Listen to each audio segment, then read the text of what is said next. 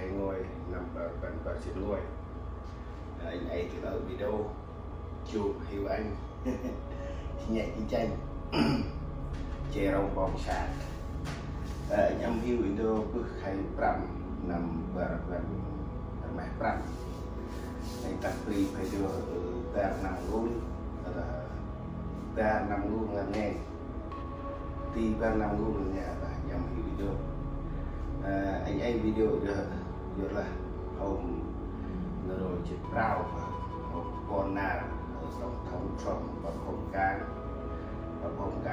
và lâu anh tôi phải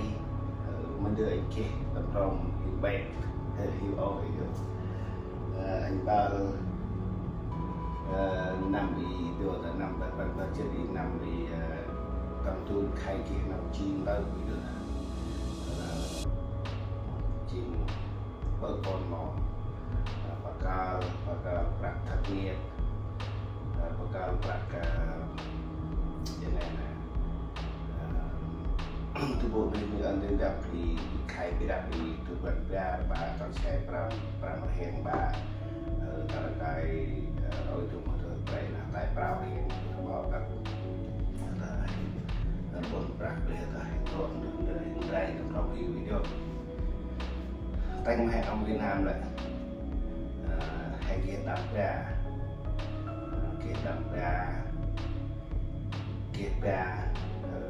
hệ đầm bắn tập lội nằm hay sao còn kia ra đầm bắn hệ được biết đập ra là như tủ lạnh như tủ lạnh lỡ như lỡ ai đồ trong cái này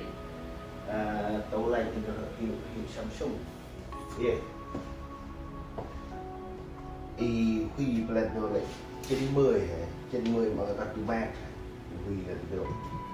ở mình là trong mình là trong là chỉ là ham chất này còn ham ở nằm mình là nằm mình và làm ham chất thì tiền là to hơn xem chất hay vậy rồi tụi này bỏ nó có thể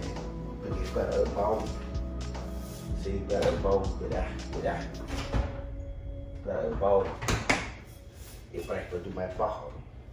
rồi tập đâm thôi cái đẹp được phải đâm rồi India này chỉnh cái lúc và cái ràng như là ăn phải đâm được tí vô một cái tủ lạnh như đó và thôi xe đá tập trong hiu này xe đá lắp trong tủ lạnh như đó lắp trong tủ lạnh như đó từ đó cái là rong ba đá là ba lượng nước đá lắp đi rồi nước đá đó là cái mà lúc đi được có cái lúc đó này bạn được còn lúc được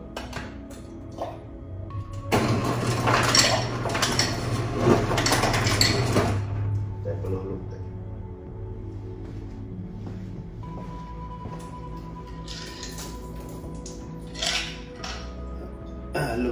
lụ hết thì làm luôn được là cái mà lụ hết là bị mà được lụ hết ba thì được có lụ hết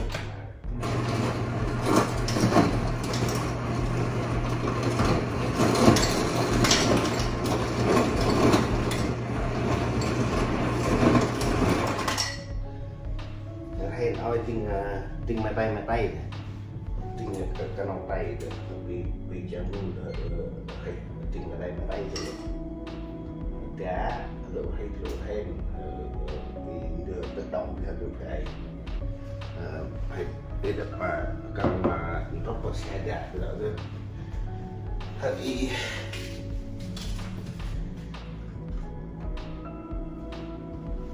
chiro và ham chất cm thì phải xem chất thì phải có được máy bọc ok và ở bông phần bông của đam số yên nó nặng hơn rồi được là nó tay đặt nhon còn chỉ là lao con trực tiếp tủ lạnh như được nó hay i hẹn ruột là tạm chi oi là một cái từ quạt ga là tay hàng là quạt hàng cái dùng cái nó rồi từ quạt hàng là quạt trực tiếp bằng nhôm thì nếu mà đâm gà hẹn đây là ngày học mình còn luôn hao là chỉ đồ này kết đưa tầm rau bây giờ chỉ đồ ở đây thì lọt ở đây cả này để xa tầm rau bây giờ chỉ cái tóc mẹ chỉ cái tóc mẹ chỉ cả uy ta nói lên rồi được mong bị ma tầm gan ông mong bị ma được kia tầng thứ nhất tầng thứ hai tầng thứ ba mới để hai đồng ăn tầm rau mới tặng được tầm rau bây giờ lấy chanh bây giờ tường ớt bây giờ này muối dưa này bây giờ sạc cà xe nữa là tầm rau chết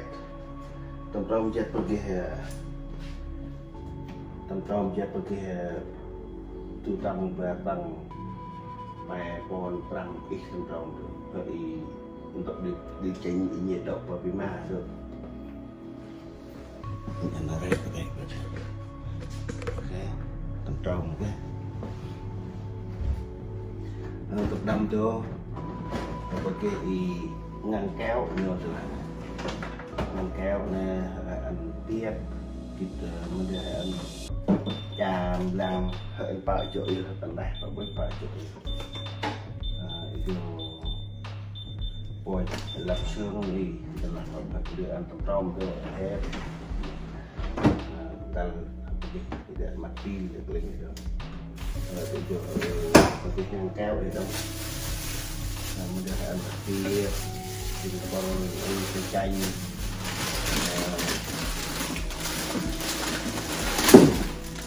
lấy nhỏ tu bọc lên cái cả nhỏ về phong tăng ngăn kéo bị đẩy rồi ngăn kéo bị đẩy rồi chúng ta nó ăn ta ăn kia phần y ăn này lại tăng đấy tầng thứ hai thì tầng tí được đó rồi anh chỉ tập bếp rồi bao rồi cam lại gà hu rồi pizza ở rồi da coca da đông itu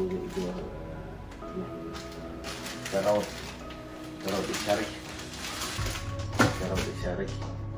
nah itu kenapa di hong pada roh apa baiknya oke ini tang pedih ini ayo và phần này ngày đấy ui tăng tập đâm chết ý điều tôi lại tập đâm bị freezer và ý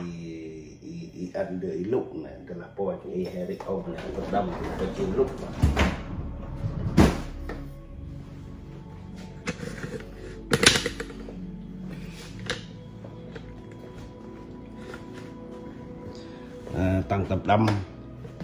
tăng tập đâm anh lực piên tạo tin tạo đưa thành ăn cram như múc và lực piên thành ăn đồn được bồi bà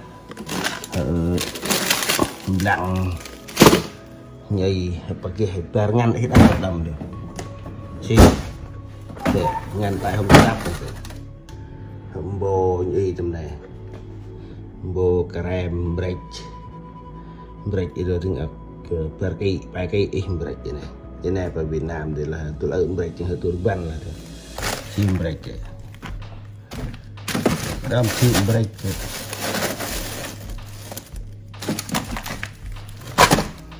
pakai break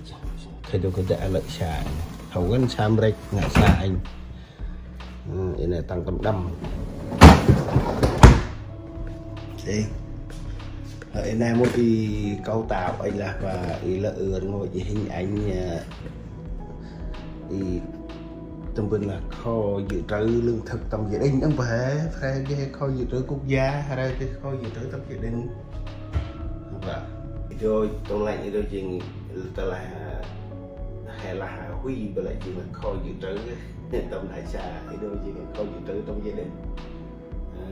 một chuyện rồi xin ngon ta nói ở đây cái đôi để hiện tại để là tôi bắt tầm ngay cái đôi video thật đông thì rồi nặng rồi nặng hè đó nặng hè làm để phải kia lo thì bắt tắt ra là phải nặng vậy rồi quẹt rồi ý quy và lại tôi lại chỉ là bỏ chích cm thì chiều và lại tạo bao chích thì phải của chúng tôi chân chích có thể là tăng đó thì ba và thành lo hơn tập đi phối nó không đi phối này cứ chỉ được ba cái đi được tu đi phối cho lòng tu lòng này lòng bảy thì đâu phải cài các bạn ở Việt Nam được kia đâu đi ngang kéo để mà ăn rau nghi ngờ hay là này con rau không chụp ăn thì mày dữ in đưa đặc biệt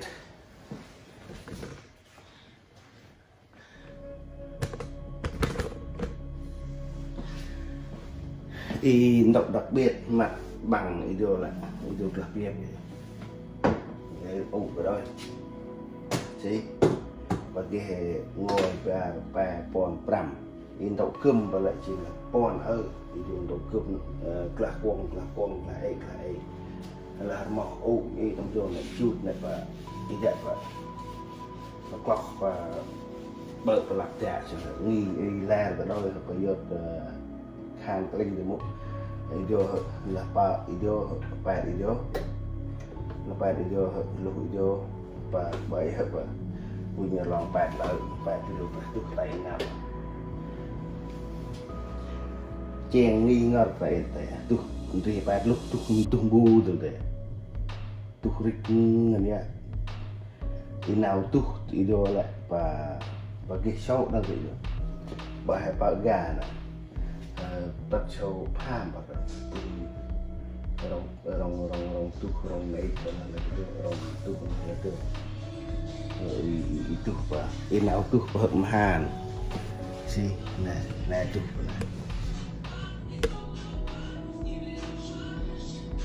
đây tu ở đây này làm được vài cái cọ hơi chẳng gun rồi là hai cây anh đúc việc là anh đúc tàng gun thì đó đợi qua thì đó là hai cây anh đúc là ba đội anh đúc rồi chỉ là para nhà đào tôi làm hoa này xong có biết được còn đúc việc làm được là cây mà quýt bòi thì làm ba thì đó là rong túc bị đâm hợp ba thì đó là rong túc bị đinh chuyện hợp ba thì đó đội đồ hại đồ hen rốt rồi thứ ác của lửa bức còn là chưa được ham triệu bạc nhon là nghĩa hại được vừa phải khai thôi hình chồng hại này chưa được ham triệu nghĩa lao chưa ham triệu bạc nhon tôi lạnh để tạo hộp thầy được lao bòn triệu hay là bớt đúng mà tiếng kích và hay và đặt thay và miền đặt thay hình đồn thì là phải bớt hình điện cho họ chỉ là cơm đặt điện một chụp điện với đó ba video lúc là rong pon ở hạn này cơm plug bởi đồ bị đau ở rong cùi bị sụp đậu hại rồi quen phải rào ý tưởng lộ lợi chút ý clock này clock lộ lợi đình đô lôi cái này sáu十bốn sáu ra này chút lỡ ngon nhá rõ nhất bài hay ai đặt gà này rõ nghi rồi ít vòng tròn mà này phải đường tam thì đường tam dẫn hạt bảy nữa đó hạt đặt đen dùng bờ mở đi gà hạt đặt đen và bảy tập cái để vô quẹt đấy từ ra rồi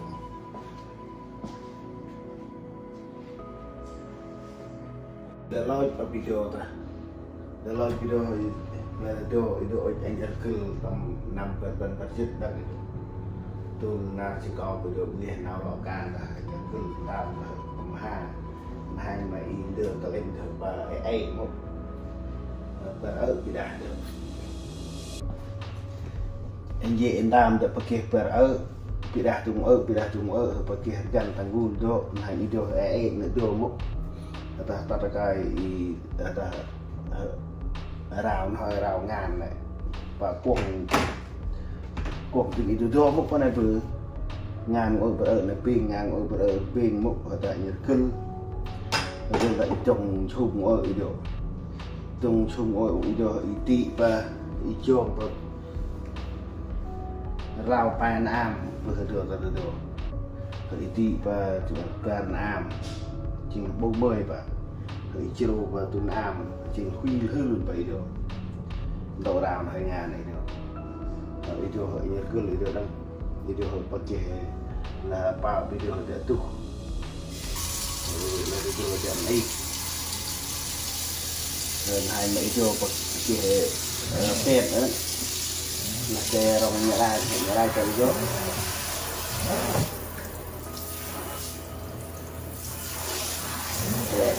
video orang lu sedang lap dah orang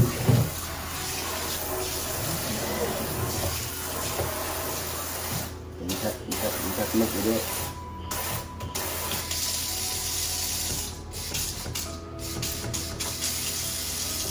video này chỉ là đặt lao đâu vẫn được phải được đây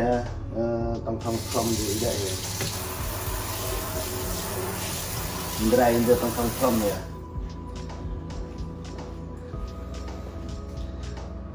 cái này đổ đầu ngát đây này lợi in đậu phải ai chú bếp phải kia in đậu đầu ngàn được phải sâu nhung thành bông vậy được sâu nhung thành bông vậy được bưng kia ý đấy còn nó bông vậy được và ý này bưng ít được phải ai bếp và luôn luôn kia bay bị bật đi vậy đó bởi là ngon ta là tập tròn này riêng là cái hè mà nào chơi ra cái như đó một cái không gian là đi rồi là lôi in đậu rau ngàn bể này hợp pima này anh kia và ở tủ lạnh bị đà này